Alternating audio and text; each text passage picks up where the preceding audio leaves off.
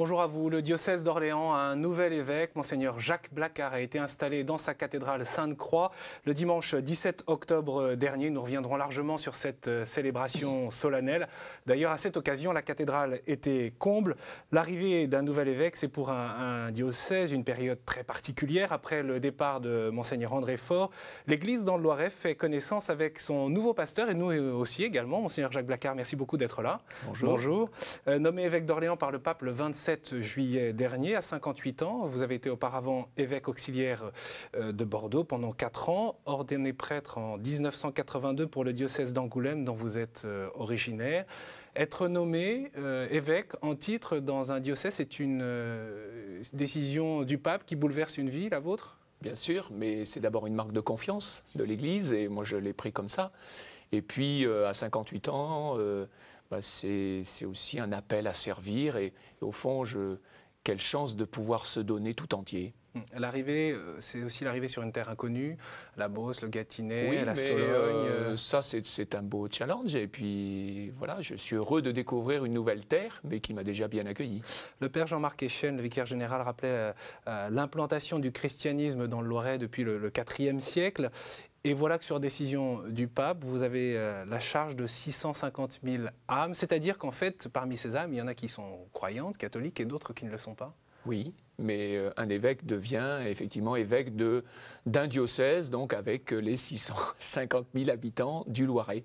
Et qu'est-ce que vous avez à dire, vous, évêque arrivant, à tous ces habitants du Loiret, qu'ils soient encore une fois catholiques ou non? Ce que j'ai dit à la messe d'installation, c'est-à-dire que Dieu aime cette terre du Loiret et il aime les 650 000. Et au fond, moi, j'ai à manifester cet amour de Dieu pour tous. Et parmi ces 650 000 personnes, il y en a qui peut-être cherchent, qui sont des chercheurs de Dieu, comme on dit, d'autres qui le refusent. Alors, eh bien, Dieu est pour tous et au contraire, je serai attentif à chacun et entrer en dialogue avec des personnes qui s'interrogent, qui cherchent un sens à leur vie, moi, ça m'intéresse. Je vous propose justement de revivre en images cette célébration, cette messe d'installation. La cathédrale Sainte-Croix a été archicombe pour votre installation à Orléans. En quoi consiste, en quelques mots, le rite d'installation qui a été, d'ailleurs, vous avez été accueilli par l'archevêque de Tours. Oui, d'abord par le curé de la cathédrale. Oui. Qui me fait embrasser la croix, qui m'a remis un rameau pour aller bénir la foule pendant l'entrée. Et puis, effectivement, les rites importants, c'est la lecture de la bulle du pape, donc bulle de nomination, et puis l'installation sur ma cathèdre, donc le siège de l'évêque, et donc la remise de mon bâton pastoral. Une fois que je suis installé sur mon siège avec mon bâton pastoral, je suis officiellement évêque. La lecture de la bulle papale, c'est... Oui, c'est un événement. Puis le diacre chancelier du diocèse, François Chaffange, a fait ça très bien, avec beaucoup de solennité. C'est à la fois simple et puis c'est solennel et beau. Vous avez dévoilé votre devise épiscopale, d'ailleurs, à cette occasion. Oui, alors que j'avais choisi quand même lors de mon ordination, il y a 4 ans à Bordeaux, donc au Christ, pour ce monde. Voilà, donc ça veut dire... Pour quelle raison ? C'est pour moi vraiment ne pas être dans un entre-deux, mais être chrétien et a fortiori évêque, c'est vraiment être tout donné au Christ et tout donné pour ce monde. Entre deux quoi ? Eh bien, je crois qu'on peut être chrétien à moitié. Voilà, on peut se satisfaire d'une vie un peu chrétienne au rabais, et de même qu'on peut se satisfaire d'un engagement chrétien dans le monde au rabais, un peu, mais pas trop. C'est ce que vous observez ou c'est ce que vous avez pu observer autour de vous? Enfin, c'est ce qui peut être une tentation pour moi, je n'oserais pas le dire pour d'autres. Enfin, vous avez été curé, je le disais tout à l'heure. Je crois que nous avons toujours besoin, comme chrétiens, voilà, de nous dire, être chrétien, c'est être tout entier au Christ. Il n'y a pas de demi-mesure. Alors Jésus dit bien, et bon, il met un peu en garde les tièdes. Donc être tout entier au Christ, mais en même temps être tout entier au Christ, ça nous renvoie forcément à aimer le monde comme lui l'aime, dans un don total. Qu'est-ce qui peut aider justement à ne pas rester tiède? L'attachement au Christ. Oui. Voilà, c'est-à-dire l'importance pour moi, par exemple, de la prière, de temps de solitude, et en même temps qui ne m'évade pas d'un quotidien actif, mais qui au contraire me permettent de mieux y retourner. Je ne l'avais pas dit, vous êtes membre de la branche sacerdotale de l'Institut Notre-Dame de Vie, de spiritualité carmélitaine, qui est enraciné à Vénasque, dans le Vaucluse. D'ailleurs, il y a plusieurs évêques français qui font partie de votre famille spirituelle. Alors bien que quand on est évêque, on est déchargé de tout engagement dans une société ou une congrégation, quelle qu'elle soit. Mais c'est votre moule, en quelque sorte, c'est votre moule spirituel. Et tout à fait. Et puis, je continue à... J'y étais encore l'été dernier. C'est pour moi un lieu source de pouvoir vivre un temps de prière, de solitude un peu long, où je sens que le Seigneur me façonne de l'intérieur. Et c'est vrai que ça m'aide ensuite à exercer ma mission d'évêque. Qu'est-ce qui caractérise cette spiritualité carmélitaine telle qu'elle est vécue à Notre-Dame de Vie?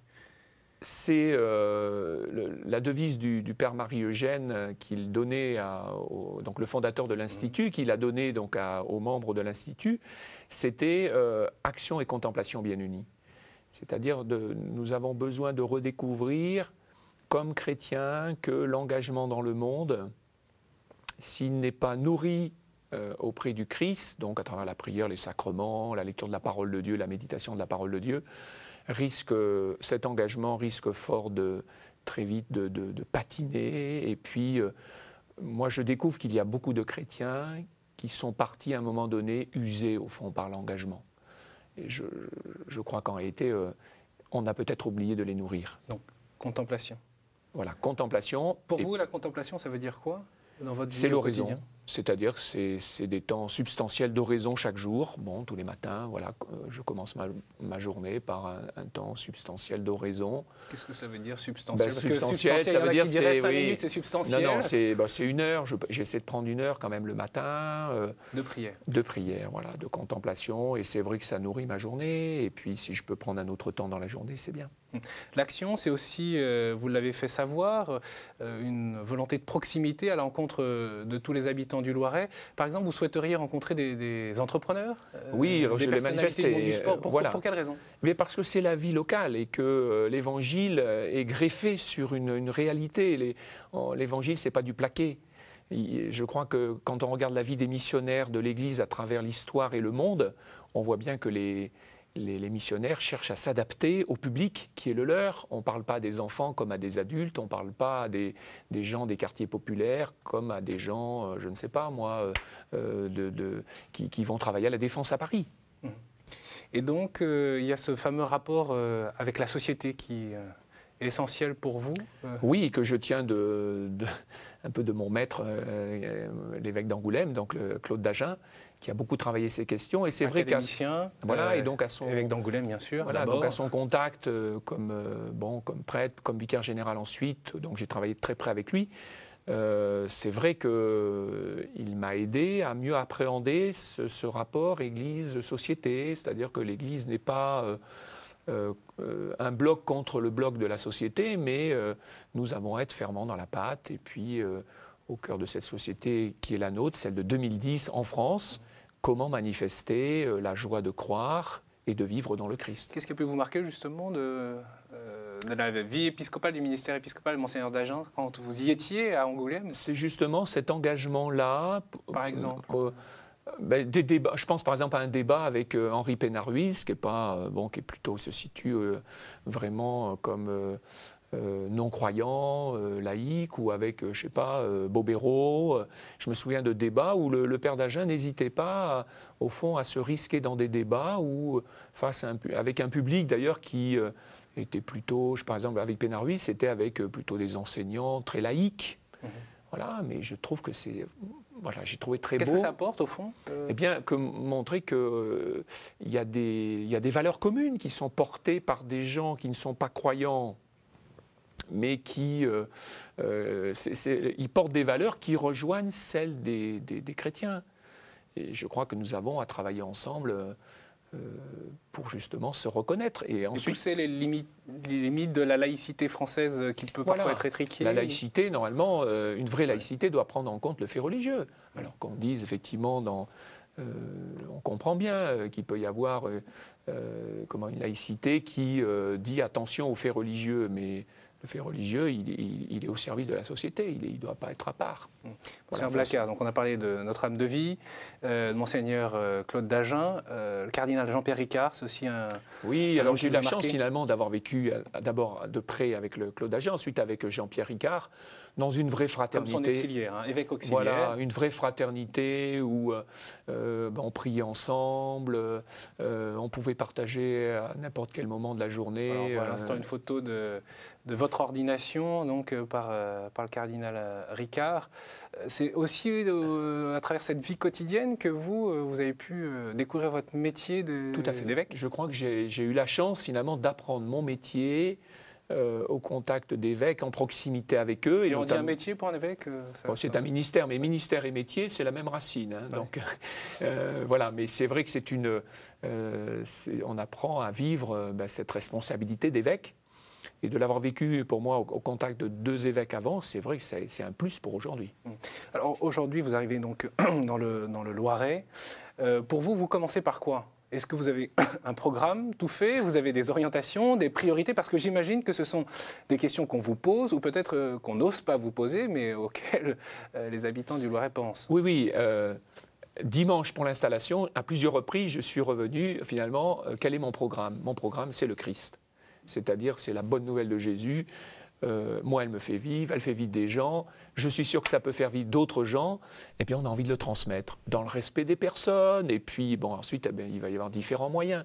Mais pour moi, c'est fondamental. Alors après, concrètement, dans l'immédiat, ce que je souhaite, c'est rencontrer des prêtres. Ce matin, j'étais en réunion avec eux. Et puis, je me suis engagé à les visiter tous dans l'année qui vient, dans les 6 mois, dans les 6-9 mois qui viennent. J'ai déjà pris un certain nombre de rendez-vous. Pour moi, ça, c'est fondamental, parce qu'ils seront mes collaborateurs directs. Je vous propose justement de relire un extrait de la présentation du diocèse par le père Jean-Marc Echen, vicaire général. Il était bien sûr question de géographie, de la population, de la vie consacrée, mais aussi des défis qui se présentent à vous, et notamment la question de la proximité. On regarde. Les visites pastorales de votre prédécesseur, Monseigneur André Faure, nous ont mis partout en face de cette question: comment être témoin du Christ au plus près des gens? Comment, tout en opérant une nécessaire centralisation, ne pas renoncer à l'indispensable proximité? Ils feront bientôt partie des exceptions, les diocèses qui ne se sont pas engagés dans la création de nouvelles paroisses. Nous faisons partie de ces exceptions. Nous avons du mal à nous résoudre à abandonner ce qui, au moins symboliquement, dit un appel à annoncer l'Évangile en tout lieu. L'existence d'une paroisse avec ses registres de catholicité dans presque toutes les communes de notre département. Devons-nous persévérer dans cette voie ? Alors là, il y a une vraie question qui est posée par le père Echen. Voilà, en parlant avec les prêtres. Faut-il maintenir toutes les paroisses existantes dans votre diocèse? Et il y a ce terme très fort, faut-il abandonner? Oui, alors je distinguerai quand même des structures administratives qui, de fait, doivent toujours évoluer pour correspondre aux besoins et aux réalités qui sont les nôtres, donc avec, de fait, moins de prêtres. Mais sans lâcher, de fait, cette proximité. Alors, je crois donc les structures, moi je l'ai dit aux prêtres, ce que je souhaite, c'est avoir des structures humaines, souples et respectueuses des personnes. Moi, je ne veux pas faire une usine à gaz. C'est très facile, finalement, de faire des nouvelles structures administratives, de passer... On prend une carte, on découpe les frontières. Oui. Moi, je veux partir des réalités, des personnes. On fera sûrement quelque chose, mais il faut que ça reste souple et surtout que de fait, que les prêtres soient disponibles pour être les prêtres, les chrétiens, tout le monde se disent notre travail, c'est d'être auprès des personnes, au plus près du terrain. D'ailleurs, c'est la vraie question peut-être des chrétiens dans le Loiret. Est-ce qu'il y aura toujours une messe à proximité? Est-ce qu'il y aura toujours la possibilité de recevoir les sacrements Alors, j'ai envie de dire, là aussi, il faut apprendre à peut-être aussi qu'est-ce que c'est que la vie de l'Église. C'est-à-dire, l'Église, ce n'est pas une juxtaposition de demandes individuelles. Ce sont des gens qui ont envie de faire corps. Donc, voilà, comment on va essayer de faire corps au-delà de son petit clocher. Bon, mais je crois que déjà, ça, c'est bien en route. Et puis, comment on va essayer ensemble, eh bien d'avoir des lieux où on peut prier, donc vivre l'Eucharistie, c'est aussi se former. Concrètement, dans votre esprit, ça peut s'organiser comment? Parce que il n'y a pas par exemple, ça possibilité. serait d'avoir peut-être des doyennés plus grands que ceux qu'on a aujourd'hui, donc avoir une structure vraiment porteuse, forte, parce que je crois que les prêtres ont besoin aussi de sentir d'avoir une structure forte qui les porte, qui vraiment peut amener du tonus au plan local. Et puis après, avoir des relais locaux, des équipes d'animation pastorale. Moi, j'ai vraiment envie de faire confiance. J'ai besoin de tout le monde.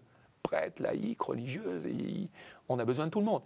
Et au fond, derrière un redécoupage administratif, c'est d'abord la conversion des personnes. C'est d'ailleurs si nous sommes convaincus de la foi chrétienne et de cette foi qui est bonne pour tous, on va avoir envie de la transmettre. Et après, on trouvera les moyens.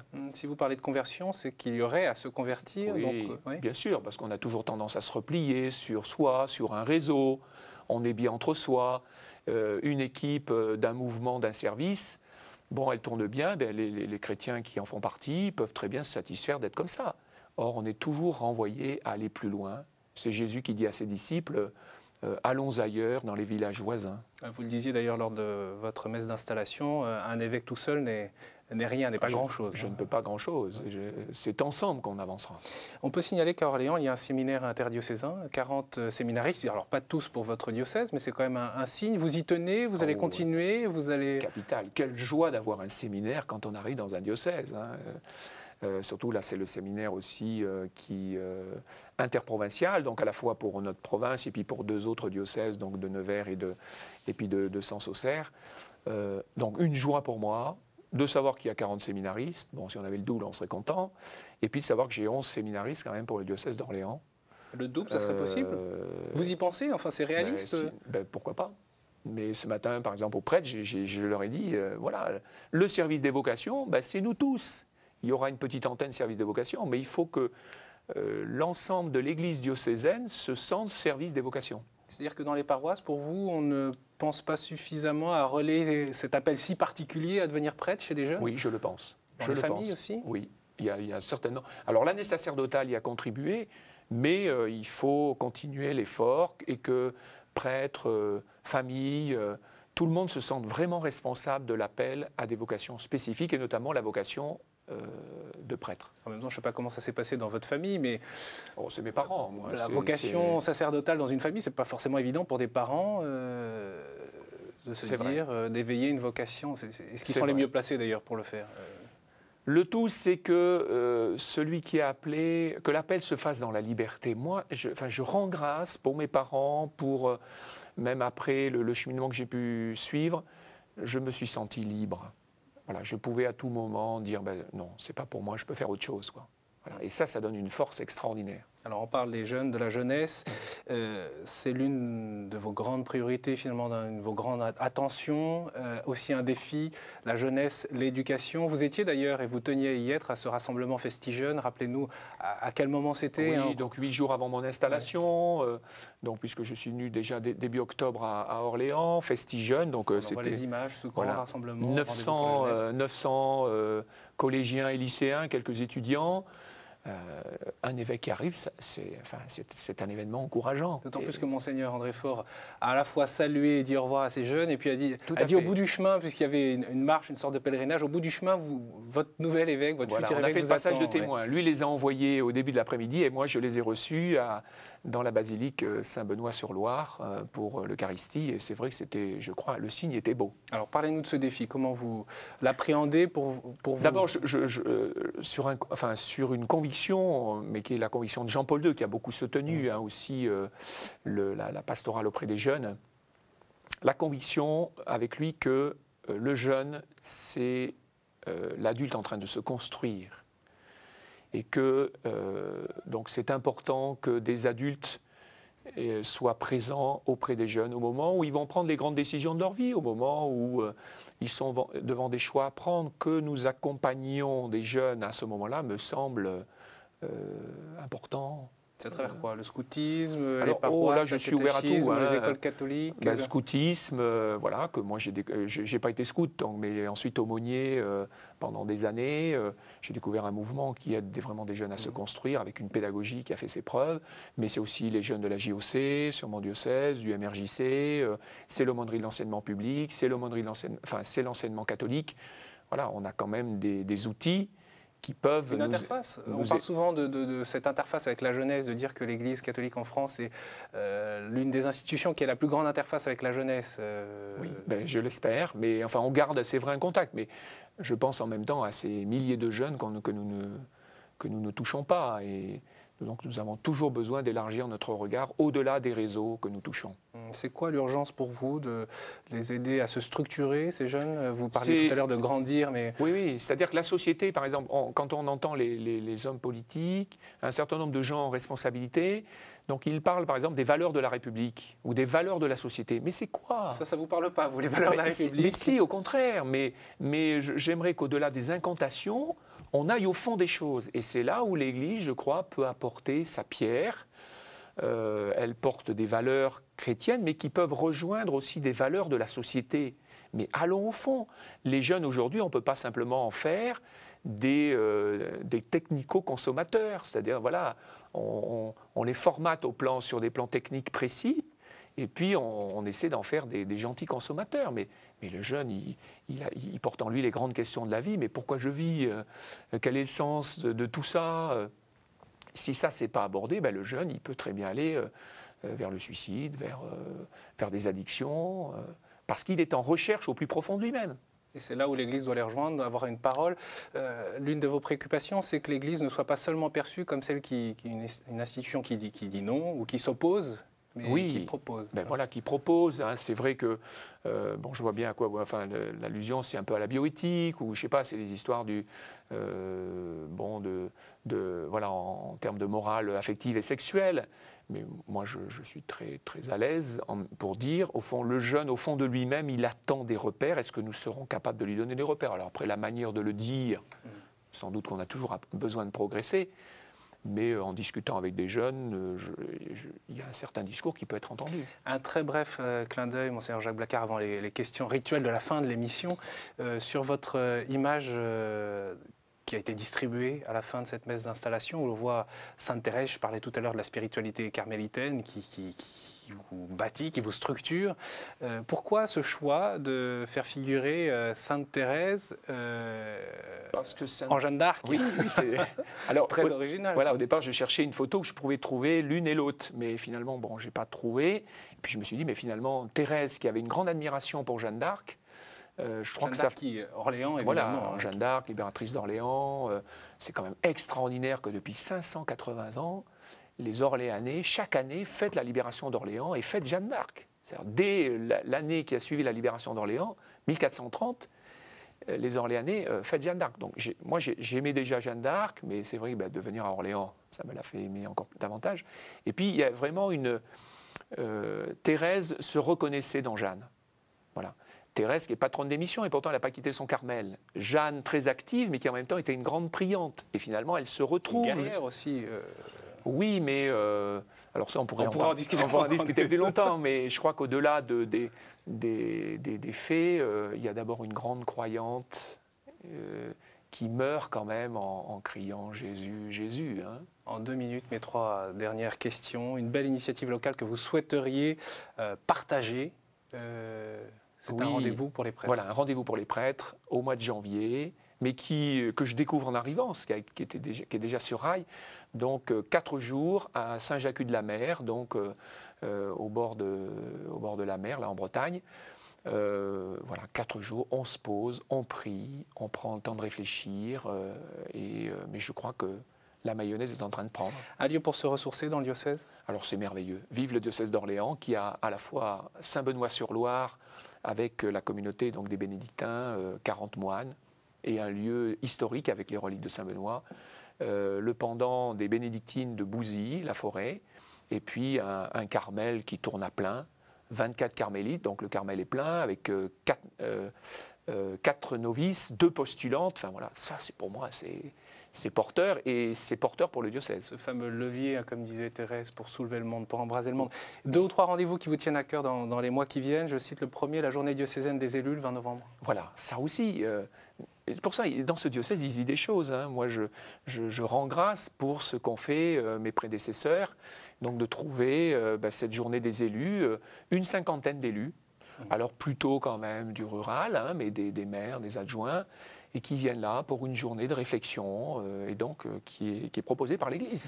Et à suivre également les 2 autres rendez-vous qui vous tiennent à cœur. La rencontre pour les jeunes à Thésée, ce sera au mois de mars, et la fête bien sûr de Jeanne d'Arc à Orléans autour du 1er mai. On retrouve ces informations sur le site internet diocésain www.orléans.catholique.fr. Un site remarquable. Et d'ailleurs, j'en profite pour remercier Jean-Marc Evelin, délégué épiscopal à l'information, pour son aide pour la préparation de cette émission. Merci beaucoup, Monseigneur Jacques Blacard.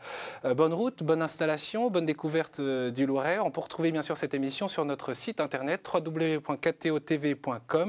La semaine prochaine, nous serons avec Monseigneur Jacques Perrier, évêque de Tarbes et Lourdes, alors que débutera l'Assemblée plénière des évêques de France. À très bientôt.